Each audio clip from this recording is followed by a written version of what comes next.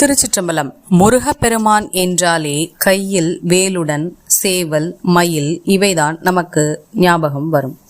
ஆனால் முருகப்பெருமானின் கையில் வஜ்ரவேலுடன் கத்தி 3 முகம் கொண்ட முருகப்பெருமான் ஆண் உருவாகவும் பெண் உருவாகவும் காட்சி தருவது எங்கே என்பதை இந்த பதிவில் காணலாம்.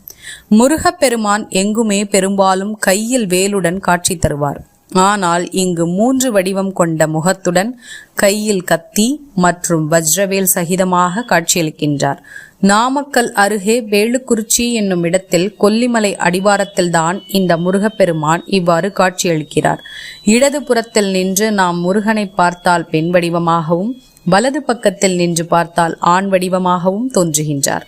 முருகனை நேராக நின்றும் வணங்கிடும் போது ஒரு வேடனை போல தோன்றுகிறார். இப்படியான ஒரு அற்புதத்தை இங்குதான் கண்ணார காண முடிகின்றது.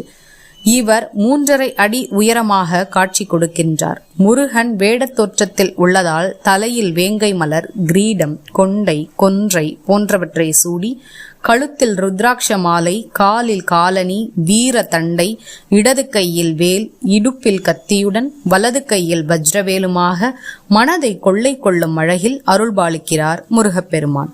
அழகென்றாலே முருகன்தானே.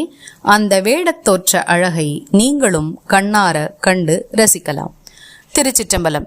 நல்லது நடக்கும், நல்லதே நடக்கும். ஆனந்தமாயிருப்போம் நண்பர்களே. முருகப்பெருமானின் அருள் பரிபூரணமாக உங்கள் வாழ்வில் நிறைந்திருக்கட்டும். மேலும் இது போன்ற பதிவுகளுக்கு இறை உணர்வுடன் இணைந்திருங்கள். திருச்சிற்றம்பலம்.